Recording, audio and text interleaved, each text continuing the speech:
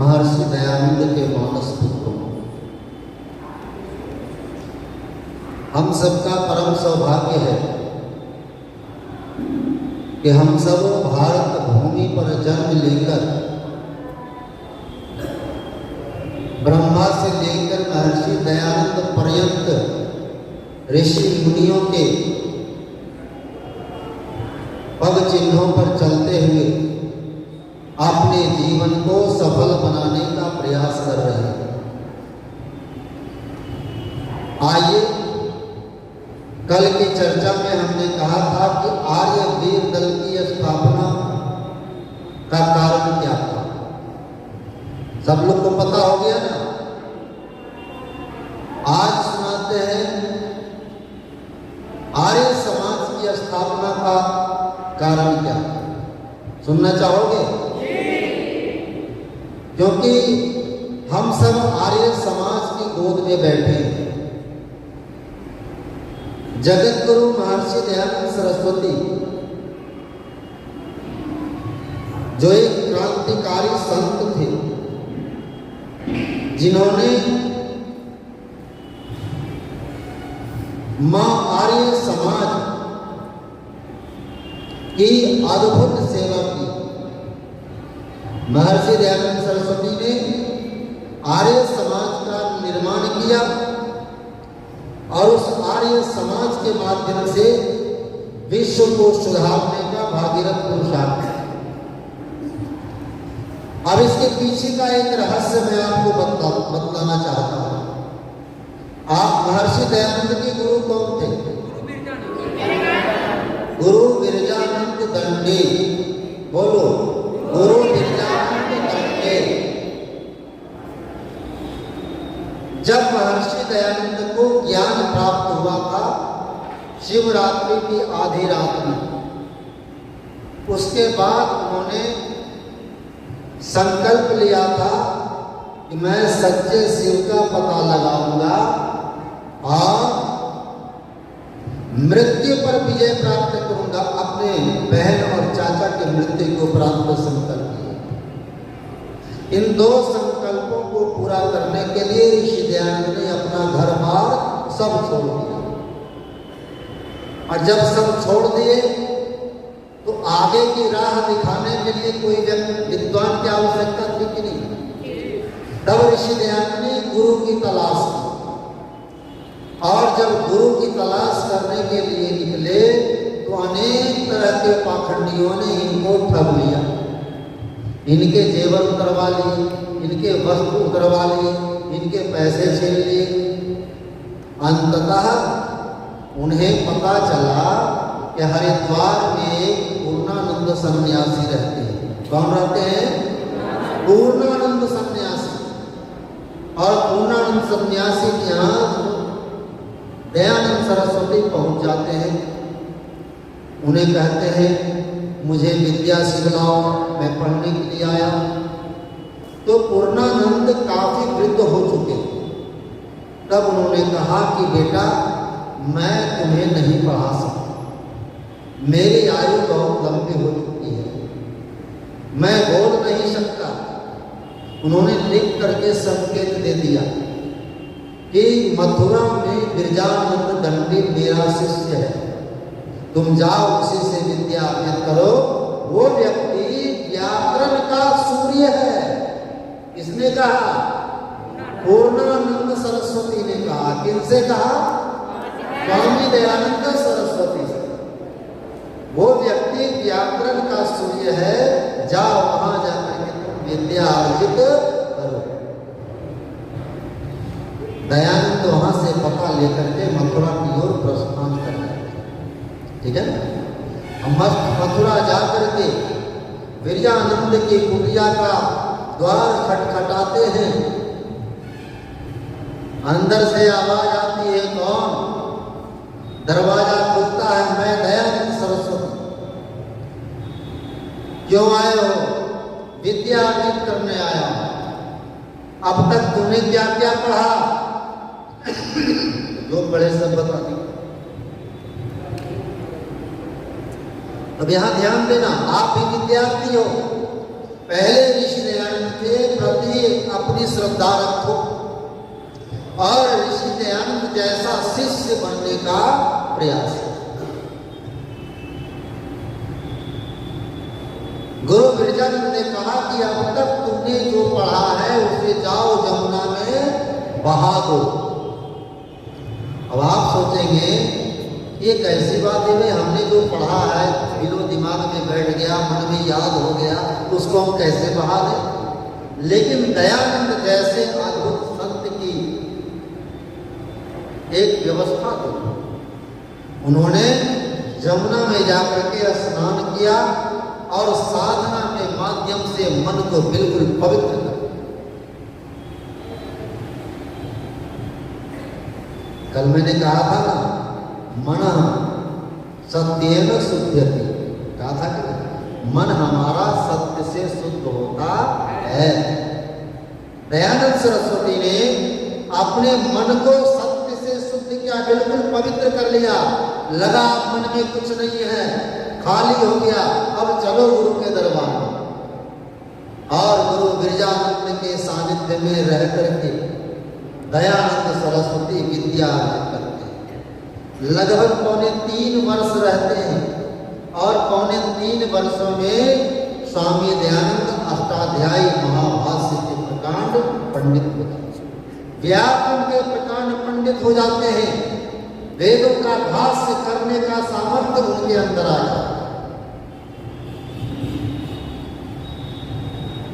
और जब विद्या पूरी होती है, तब विद्या पूरी होने के बाद क्या होता है, गुरु दक्षिणा आता है कि आप लोग की कल विद्या पूरी हो जाएगी आज इस सत्र से, ठीक है ना। गुरु दक्षिणा मांगी जाएगी कि नहीं, बोलो तो सही। अब देने में घबरा रहे। आप ऋषि के भक्त हो, आप ऋषि के प्रशंसक हो, तो ऋषि दयानंद ने जिस प्रकार से अपने गुरु गिरिजानंद को गुरु दक्षिणा दिया था, वैसा ही संकल्प आपको लेकर के गुरु दक्षिणा देनी है। किसके लिए? आर्य समाज के लिए, राष्ट्र के लिए गुरु दक्षिणा देनी, किसी व्यक्ति विशेष के लिए नहीं। स्वामी दयानंद सरस्वती गुरु दक्षिणा में लौंग लेकर के आए थे, जंगल से चून करके, और कहा गुरु जी मेरे पास ये लौंग है, आप गुरु दक्षिणा ले लो, मेरे पास और कुछ भी नहीं, मैं तो सन्यासी फकीर आदमी। गुरुवर गिरिजानंद ने कहा कि ना, तुझसे मुझे ये आशा नहीं थी। गुरु के आंखों से आंसू बह निकले, रोने लगे गुरु जी। शिष्य दयानंद कहते हैं कि गुरु जी आप रो क्यों रहे हो, क्या बात है, मुझसे क्या चाहते हो? तब गुरु कहते हैं दयानंद आज भारत गुलाम है। बड़े दर्द भरे शब्दों में गुरु गिरिजानंद कहते हैं आज हमारा देश जो आर्यावर्त देश है वो पराधीन है। वेदों का पठन पाठन समाप्त हो गया, वेद विद्या इस धरती से लुप्त हो गई। बेटा मैं इस देश के उद्धार के लिए, वेदों के उद्धार के लिए मैं तुझसे तुम्हारा जीवन चाहता हूं। अगर दे सकते हो तो दो, नहीं तो मुझे गुरु दक्षिणा नहीं चाहिए। मेरे प्यारे मित्रों, ये कोई साधारण सी मांग है क्या? कोई गुरु अपने शिष्य से जीवन मांग रहा है, क्या है अपने लिए मांगा था? पंडित जी ने भारत माता के लिए मांगा।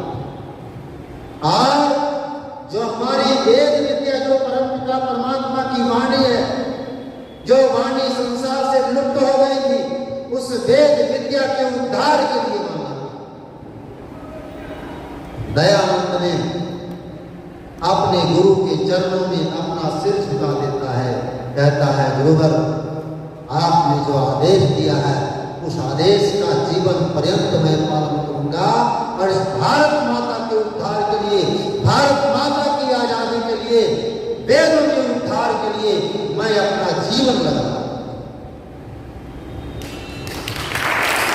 और अपने गुरु के चरणों में अपना शिष्य नवा करके गुरु से आशीर्वाद लेते हैं और महर्षि दयानंद सरस्वती वहां से विदा हो जाते हैं। प्रश्न कल्पना कर, गुरु और शिष्य का अद्भुत मिलन, गुरु और शिष्य की अद्भुत व्यवस्था आज संसार में हमारे प्यारे से भारत देश में इस गुरु शिष्य परंपरा को स्थापित कर दिया जाए तो हमारा देश जगत गुरु के एक सिंहासन पर तुरंत विराजमान हो। लेकिन आज देश में न वैसे गुरु रहे और न वैसे शिष्य रहे। ऋषि दयानंद के हृदय में गुरु बिरजानंद ने ऐसा ज्ञान हिंडोल करके रख दिया था, बहुत सारे शिष्य गुरु बिरजानंद के बने, लेकिन ऋषि दयानंद ने जो विद्या अर्जुन की थी और ऋषि दयानंद के अंदर जिस विद्या को गुरु दंडी ने स्थापित किया था इसे शिष्य के अंदर स्थापित नहीं हो पाया। एक बार की बात है, स्वामी दयानंद अपने गुरु से आशीर्वाद लेकर के आगरा होते हुए हरिद्वार चले जाते हैं और वहां पाखंड खंडनी पताका गाते हैं। अब पाखंड का खंडन करने लगते हैं। उनका एक मित्र था जड़िया जी, वो आए दौड़े हुए दंडी जी के पास, कहा गुरुवर गुरुवर गुरुवर दयानंद अनर्थ कर रहा है। कहा क्या अनर्थ कर रहा है? कहा वो तो तिलक और पाखंड का खंडन कर रहा है, पाखंड का खंडन कर रहा है, लोगों से तिलक पिटवा रहा है। तब गुरु जी मुस्कुराने लगे। जब मुस्कुराने लगे तब उन्होंने कहा कि गुरुवर आप मुस्कुरा रहे हो, क्या दयानंद जो कर रहा है वो सही कर रहा है? गुरुवर ने सिर हिला करके कहा हाँ, मैंने जिस लिए दयानंद को पढ़ाया था और जो संकल्प लेकर के गया वो सार्थक सिद्ध होता प्रतीत हो रहा है। तब जड़िया जी ने कहा था कि गुरुवर जो विद्या आपने दयानंद को दिया वो विद्या मुझे क्यों नहीं दी? कहा जिस पात्रता को दयानंद ने ग्रहण किया था उस पात्रता को तुमने ग्रहण नहीं किया। इसलिए आवश्यकता है हम जिस कार्य के लिए यहाँ आए हैं उसमें हमारी पूरी श्रद्धा होनी चाहिए। वो दयानंद सरस्वती जो वेदों के उद्धार का संकल्प लिया था, जब संपूर्ण भारतवर्ष में विचरण करने निकले, अनेक जगह पाखंड आडंबर अंधविश्वास से यह हिंदू धर्म पतन की ओर जा रहा था, संस्कृति लुप्त प्राय हो गई थी, काशी की धरती पर वेद विद्या नहीं था जो धर्म की नगरी कहा जाता, उस नगरी में भी वेद का प्रचार नहीं था। तब स्वामी दयानंद को बड़ी चिंता हुई कि हमें वेदों का प्रचार करना है। स्वामी दयानंद काशी जाते हैं, काशी में वहां के नरेश ईश्वरी प्रसाद के सम्मुख शास्त्रार्थ की चुनौती देते हैं कि हमें आपके पंडितों से शास्त्रार्थ करना है, आप अपने पंडितों को बुलाओ। ईश्वरी प्रसाद जो राजा होते हैं काशी नरेश, वे क्या करते हैं, अपने पंडितों को संदेश भेजते हैं कि दयानंद सरस्वती आया है, उनसे शास्त्रार्थ करना है। तब पंडित भागे भागे राजा के पास आते हैं, कहते महाराज हमने तो वेद पढ़ा ही नहीं और दयानंद वेद का प्रमाण मांगता है, हम प्रमाण कहां से दें? कल्पना कर लो बंधु, जो काशी की नगरी ब्राह्मणों की नगरी कहा जाता, जो धर्म की नगरी कहा जाता, उस धर्म की नगरी में वेद ज्ञान शून्य था। कितना पतन हो चुका था हमारे देश, कितना पतन हो चुका था हमारी संस्कृति का, और ऋषि दयानंद ने कैसे बचाया, बस यही आपको मैं बताना चाहता हूं। पंडितों ने 15 दिन की मोहलत मांगी कि मुझे 15 दिन तक वेदों के स्वाध्याय का समय दिया जाए, तब दयानंद से शास्त्रार्थ करेंगे। और 15 दिनों की मोहलत दी गई, किसको? पंडितों को। और उसके बाद काशी का अद्भुत शास्त्रार्थ होगा। कहा जाता है कि एक शास्त्रार्थ धर्म की रक्षा के लिए कुमारिल भट्ट ने किया था, एक शास्त्रार्थ संघादि शंकराचार्य ने किया था जैनियों के साथ, और उसके बाद शास्त्रार्थ की परंपरा समाप्त हो गई थी, जिससे शास्त्रों का ज्ञान लुप्त हो गया था।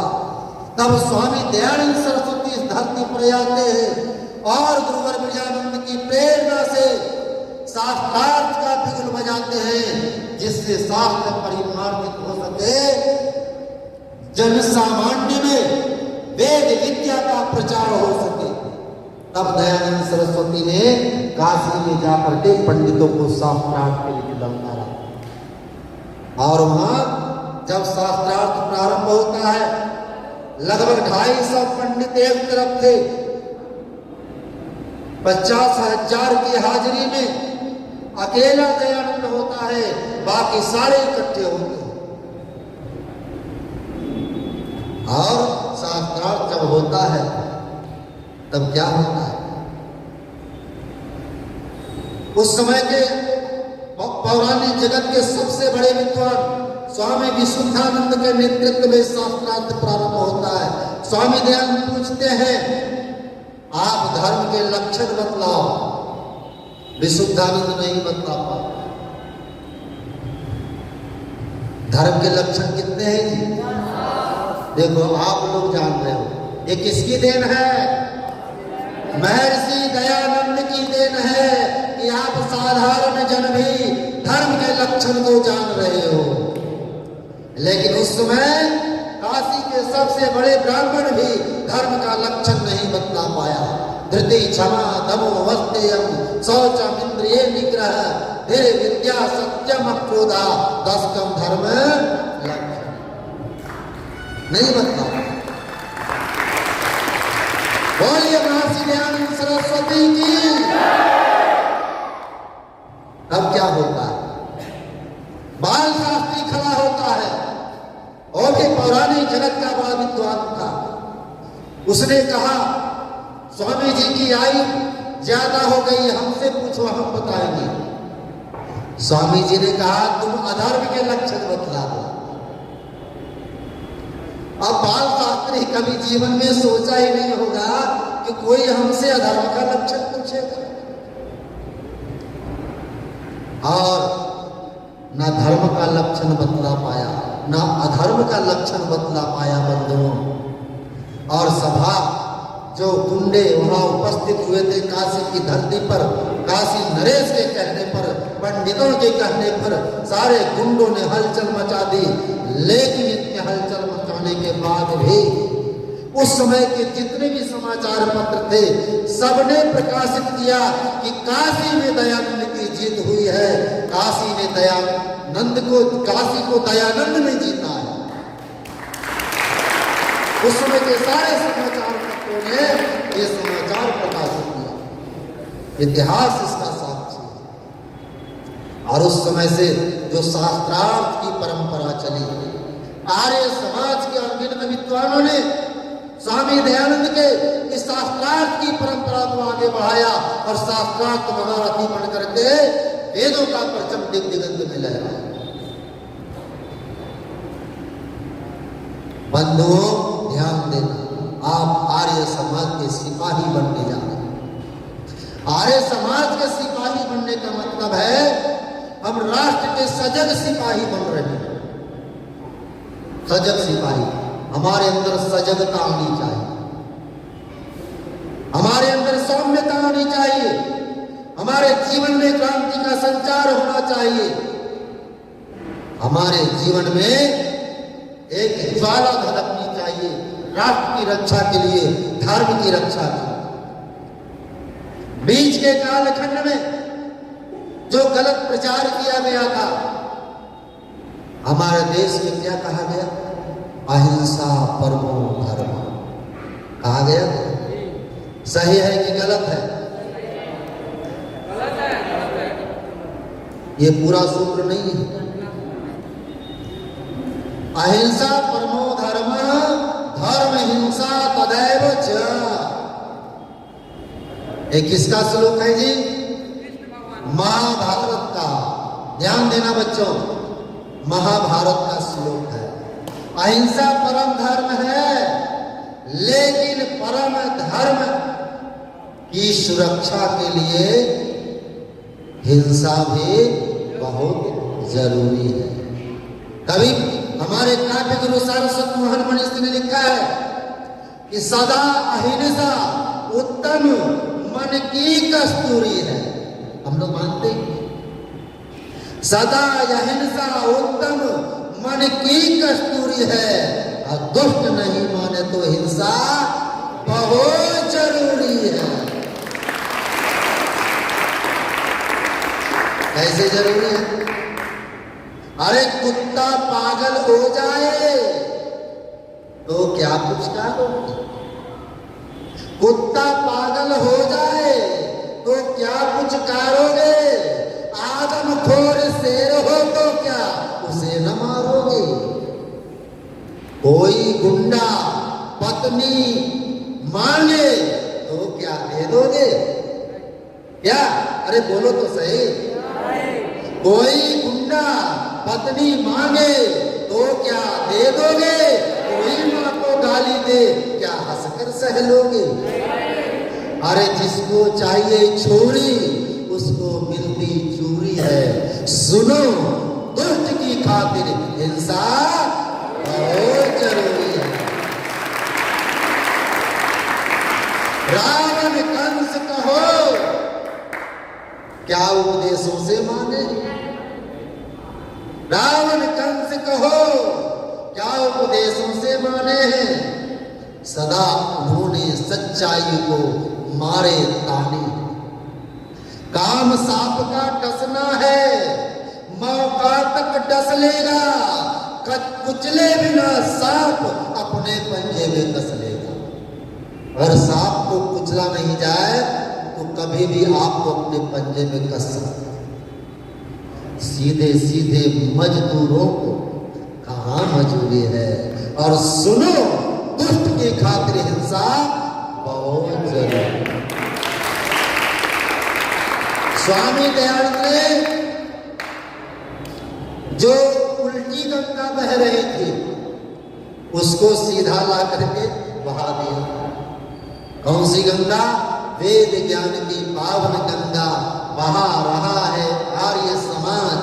घर घर से अज्ञान अंधेरा मिटा रहा है आर्य समाज। बोलो तो सही,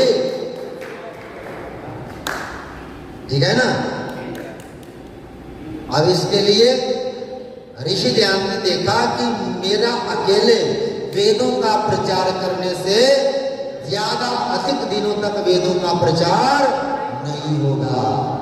तब ऋषि ने संकल्प किया हमें आर्य समाज बनाना। और मुंबई के गिरगांव मोहल्ले में, ए बच्चे क्या कर रहे हो? मुंबई के गिरगांव मोहल्ले में डॉक्टर मानिक चंद की वाटिका में स्वामी दयानंद जी महाराज के कर कमलों द्वारा 1875 ईस्वी में आर्य समाज की स्थापना कर दी गई।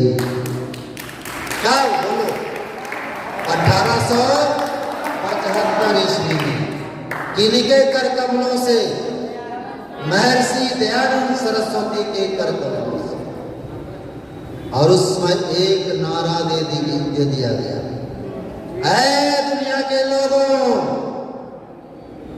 वेदों की ओर लौट चलो। वेदों के प्रचार के लिए, संसार को वेदों की ओर लाने के लिए आर्य समाज की स्थापना करके महर्षि दयानंद ने बहुत बड़ा उपकार किया है। यहाँ एक बात और डंके की चोट से कहना चाहता हूं, ध्यान देकर सुनना बेटे, ध्यान देकर सुनना। महर्षि दयानंद ने आर्य समाजियों को अनेक कार्य नहीं दिए, ध्यान देना। महर्षि दयानंद ने आर्य समाज को ना कोई धर्मशाला चलाने की जिम्मेवारी सौंपा, ना कोई कॉन्वेंट स्कूल चलाने की जिम्मेवारी सौंपा, ध्यान देना। ना कोई और किसी प्रकार के विद्यालय चलाने की जिम्मेवारी सौंपा, ना कोई केवल विवाह आदि कराने की जिम्मेवारी सौंपा, ना कोई छुआछूत जाति पात मिटाने की जिम्मेवारी सौंपा। केवल एक व्यवस्था ऋषि ने आर्य समाजियों के कंधों पे दिया है, केवल एक कार्य। वो कौन सा कार्य था? वेदों का प्रचार। केवल एक कार्य आर्य समाजियों को कंधों पर ऋषि दयानंद ने दिया है, तुम वेदों का प्रचार करो और कुछ भी मत करो। वेदों के प्रचार करने से अविद्या का नाश होगा और विद्या की वृद्धि होगी। और जब अविद्या का नाश हो जाएगा तब जाति पात समाप्त हो जाएगा, छुआछूत समाप्त हो जाएगा, है ना। जितने भी कुरीतियां समाज में संसार में पनपी हुई है वो सारे अपने आप भस्मीभूत हो जाए, केवल एक कार्य कर। लेकिन आज हम लोग उसी में पीछे पड़े हुए हैं। खुल करके वेदों का प्रचार हम नहीं कर पाते। आर्य समाज के मंत्री, आर्य समाज के प्रधान, आर्य समाज के अधिकारी, आर्य समाज के सभासद को ये संकल्प लेना होगा, जो संकल्प हमारे गुरु, हमारे आचार्य महर्षि दयानंद सरस्वती ने अपने गुरु दंडी जी के समक्ष लिया था। क्या लिया था? हम वेदों का उद्धार करेंगे, हम भारत माँ की आजादी को, भारत माँ को आजाद करवाएंगे। आज आर्य समाज के समस्त सभासदों, सदस्यों को यह संकल्प लेना चाहिए कि माँ भारती की सुरक्षा में हम सन्नद्ध रहेंगे। वेदों के प्रचार में हम अपने जीवन को लगाएंगे। महर्षि दयानंद के जितने भी शिष्य हैं उनको ये संकल्प लेना होगा, तभी महर्षि दयानंद के स्वप्न साकार और हम भारत में सुरक्षित रह पाएंगे। दूसरा कोई उपाय नहीं।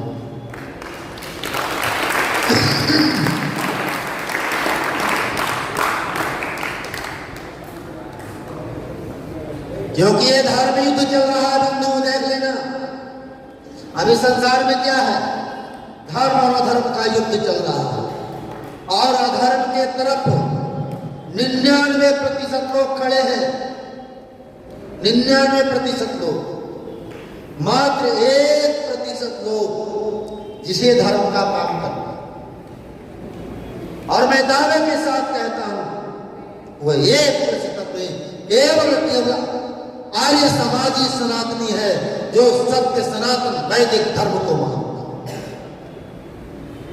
महर्षि दयानंद ने सत्य सनातन वैदिक धर्म का उत्कोष किया। जब महर्षि दयानंद सरस्वती बिहार में आर्य समाज की स्थापना करने का संकल्प लिया था, तो अपने शिष्य श्री माधव लाल जी को पत्र लिखा था। कौन? महर्षि दयानंद सरस्वती। ध्यान देकर सुन लेना। और माधोलाल जी को पत्र लिखा था। उस समय माधोलाल जी अपने मित्र मंडली के माध्यम से हिंदू सत्य सभा चलाते, वो भी पाखंड और कुरीतियों का विरोध करते। तब उन्होंने लिखा था कि माधोलाल जी आनंद रहो, मैं आपको निर्देश देता हूं, आपको एक सुझाव देता हूं।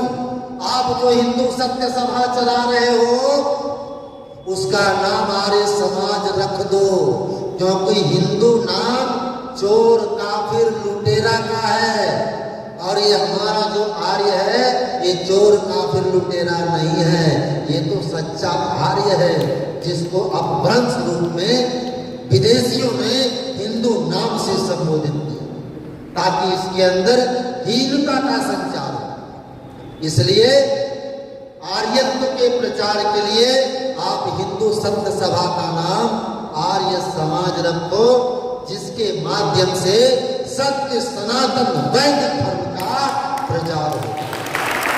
ये स्वामी दयानंद ने माधवलाल जी को पत्र में लिखा था। आज वो दस्तावेज हमारे सामने, मैं उसे रखा हूं, अपनी पुस्तक में छाप ली जा। इसलिए बंधुओं, स्वामी दयानंद ने हमें धर्म युद्ध में लड़ना सिखलाया। इसलिए कवि होने के नाते लिखना पड़ता है कि धर्म युद्ध में वीरों को समझौता कभी न भाता, नहले पर दहला ठोको हर नीति ग्रंथ यह गाता। समझ रहे हो? नहले पर दहला ठोको हर नीति ग्रंथ यह गाता। इतिहास साक्षी है, जब तक नहले पर दहला नहीं लगेगा, जब तक ब्रह्मजाल के पाखंड अगर आप मिटाना चाहते हो तो वेद विद्या का प्रचार करना होगा, वैदिक धर्म का परचम लहराना होगा। इसलिए इतिहास साक्षी है। सुन लो, आप राम की पूजा करते हो कि नहीं जी? बताओ तो सही। करते हैं। हम राम के अनुयायी हैं, राम को मानने वाले लोग हैं। राम हमारी संस्कृति के धरोहर है कि नहीं? अगर हम अपने आप को राम के वंशज मानते हैं, राम हमारे पूर्वज थे, तो केवल जय श्री राम का नारा लगाने से काम चलने वाला, राम के आदर्श को अपने जीवन में स्थापित करना होगा, धारण करना होगा। ये राम की सच्ची पूजा है। इसलिए लिखना पड़ता है, राम के लाख मनाने पर भी रावण जब नहीं माना, तब रघुवर ने तन्मय होकर युद्ध भयंकर ठाना। नास निशाचर का कर डाला यह इतिहास बताता, धर्म युद्ध में वीरों को समझौता कभी न भाता। राम ने पापियों का कभी साथ नहीं दिया। राम के एक प्रसंग आते हैं, जब बाली का राम ने वध किया था, तो बाली ने कहा था, उस समय जब मरणासन में राम मिलने गए, तो बाली ने कहा था, हे राम, हमने तुम्हारा क्या बिगाड़ा था कि तुमने मुझे मारा? अरे मैं तो इतना वीर हूं, जिस रावण से तुम युद्ध करने जा रहे हो, उस रावण को मैं 6 महीने तक बंदी बना के रखा। आप मुझे मित्र बना लेते, मैं तो रावण को पकड़ करके आपके चरणों में ला करके खड़ा कर। लेकिन राम ने कहा था, ना, तुम्हारा एक ही गलती है कि तुमने अपने भाई के पत्नी का अपहरण किया, और इससे तुम अपराधी हो, तुमने स्त्री जाति का अपमान किया। ये अपमान राम नहीं सह सकता, मेरी माता ने ये नहीं सिखाया, इसलिए मैंने तुझे मारा। इसलिए राम के लाख मनाने पर भी रावण जब नहीं माना, तब रघुवर ने तन्मय होकर युद्ध भयंकर ठाना, नास निशाचर का कर डाला यह इतिहास बताता, धर्म युद्ध में वीरों को समझौता कभी ना आता। महाभारत काल में देखो,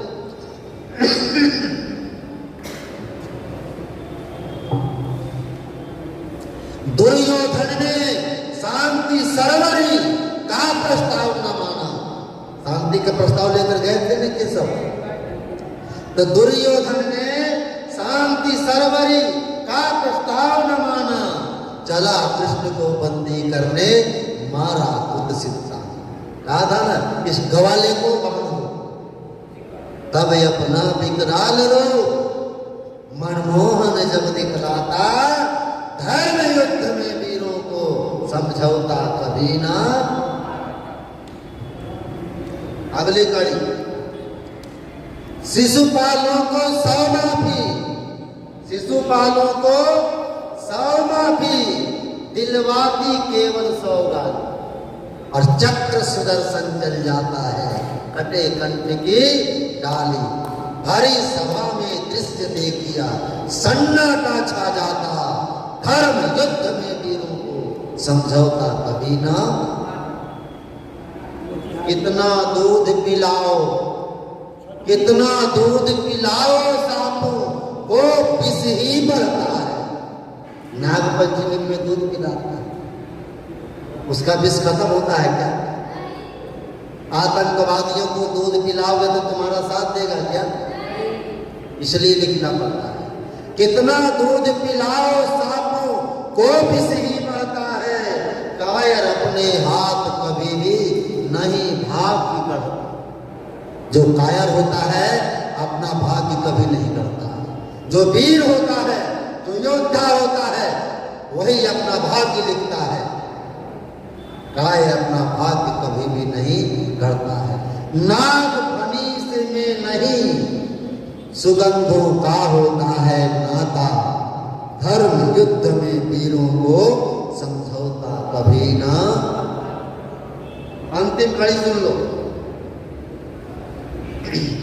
प्रीति पूर्वक, ऋषि दयानंद की भाषा, प्रीति पूर्वक धर्मानुसार जो भी व्यवहार करेगा, देश धर्म की रक्षा हित मर कर भी नहीं मरेगा।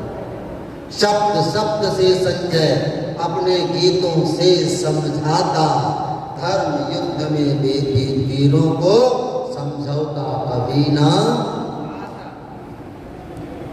आज धर्म युद्ध चल रहा है, देश में इतने बड़े आंदोलन हो रहे हैं। स्वामी दयानंद ने स्पष्ट घोषणा किया है, नास्तिक किसे कहते हैं? जो वेदों की निंदा करता है, जो वेदों को नहीं मानता है, उसे नास्तिक कहते हैं।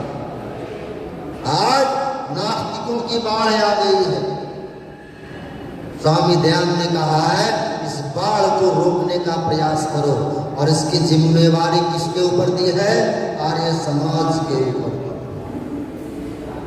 आज आर्य समाज की छत्र छाया में आर्य वीर दल शिविर लगा करके आपको जागृत करने का कार्य किया जा रहा है। आप जागो, अपने इतिहास से प्रेरणा लो, अपने इतिहास से कुछ सीखो।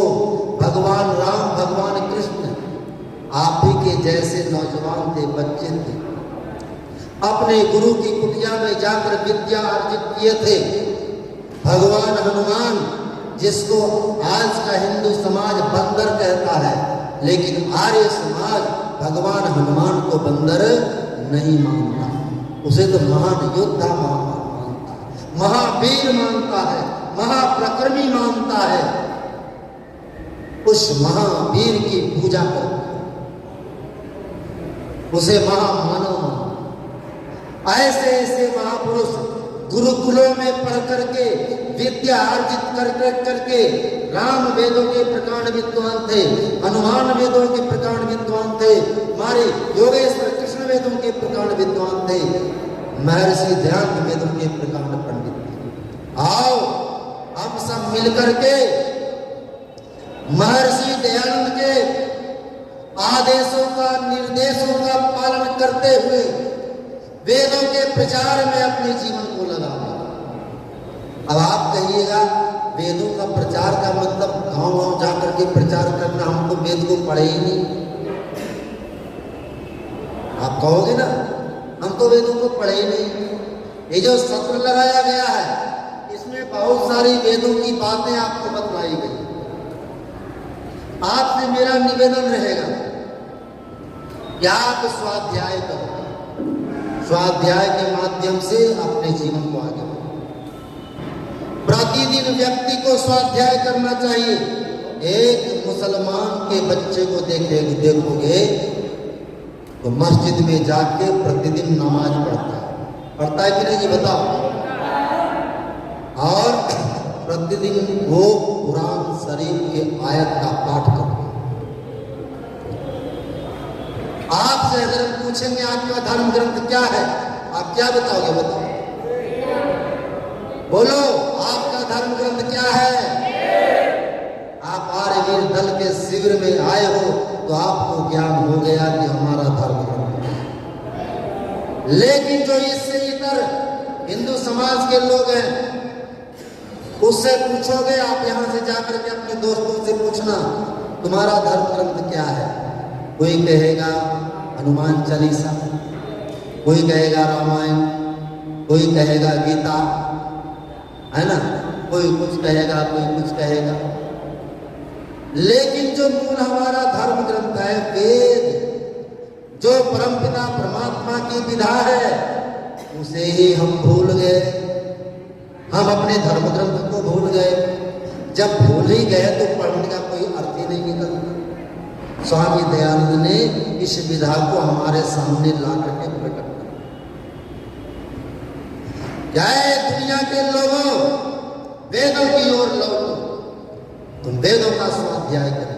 एक मुसलमान जब कुरान पढ़ करके अपने मजहब का बखान करता है, एक ईसाई बाइबल प्रतिदिन पढ़ता है, अपने मजहब का प्रचार करता है, तो हम इतने अभागे हैं कि वेद का स्वाध्याय करके वेदों का प्रचार नहीं कर सकते।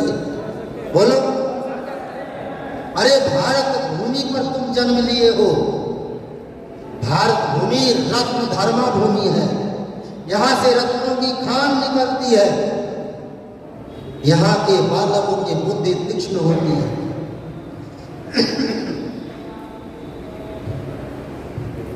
आप थोड़ा सा अपने जीवन को स्वाध्याय में करें। जहां रहो, जहां पढ़ाई करते हो, स्वाध्याय करो। हत्यार प्रकाश का स्वाध्याय करो। महर्षि दयानंद के जीवन चरित्र का स्वाध्याय करो। अगर आपके पास नहीं है तो आप मंगवाओ, ऑनलाइन मंगवाओ और उसका स्वाध्याय करो। अगर धर्म को बचाना है, संस्कृति को बचाना है, अपने आप को बचाना है, अपनी माँ बहनों की इज्जत आबरू को बचाना है, तो एक बार सत्यार प्रकाश को पढ़ लेना, जीवन बदल जाएगा और सब कुछ बच जाएगा।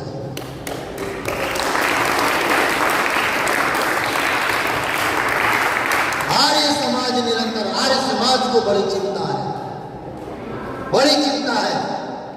लोग भटक रहे हैं, कैसे हमारे धर्म संस्कृति की रक्षा हो। इसलिए बंधुओं, माताओं, बहनों, हमारे देश के होनहार नौजवानों, आप आओ आर्य समाज। आप जितने भी लोग आए हो, आपके निकट जहां जहां आर्य समाज है, अगले रविवार से अपने आर्य समाज में जाना प्रारंभ करो। साप्ताहिक सत्संग सप्ताह में एक दिन प्रत्येक रविवार को, है ना, आप अपने गांव के नौजवान लड़कों को बुला करके शिविर लगाओ। जो बातें यहाँ बतलाई गई है उसको उसे बतलाओ, तभी तो प्रचार होगा। जो विद्या की बातें हम सीखते हैं उसका प्रचार का सबसे सरल साधन है कि दूसरों को सुनाना। अपने आप प्रचार हो जाएगा। आपके अंदर स्वाभिमान जगेगा कि नहीं, हमने जो सीख करके आया है वो हम अब सिखलाने लगे। इसीलिए तो भारत गुरुओं का देश कहा जाता है। जब सिकंदर भारत विजय प्राप्त करने के लिए आ रहा था, हालांकि उसका वो सपना साकार नहीं हुआ, तो अपने गुरु से जाकर कहा था, गुरुजी हम भारत विजय की ओर जा रहे हैं, बताओ भारत से हम क्या लाएंगे आपके लिए। गुरु ने कहा था, अगर मेरे लिए कुछ लाना चाहते हो तो एक गुरु ले आना। क्या लाना? एक गुरु ले आना। कल्पना कर लो हमारे देश के गुरु का कितना महत्व था उस समय। दुनिया की संस्कृति इससे प्रभावित थी। हम कितने महान देश में जन्म लिए, क्या हम अपने इतिहास से प्रेरणा नहीं ले सकते? हम अपने इतिहास से नहीं सीख सकते? आज आपको यही सिखलाने के लिए यहाँ बुलाया गया है। अपने धर्म को समझो, अपने धर्म संस्कृति को समझो, इस आर्य समाज को समझो, आर्य समाज का सदस्य बनकर के वेदों के प्रचार में अपना योगदान। स्वामी दयानंद ने आर्य समाज की स्थापना की और स्थापना करने के बाद उन्होंने जो जिम्मेवारी हम सबको दिया है उस जिम्मेवारी से कभी विचलित नहीं हो, ऐसा हमारा संकल्प होना चाहिए। ठीक है ना? तो आइए हम सब मिलकर के उस महर्षि दयानंद के प्रति अपनी कृतज्ञता प्रकट करें और अपने जीवन को आगे बढ़ावें।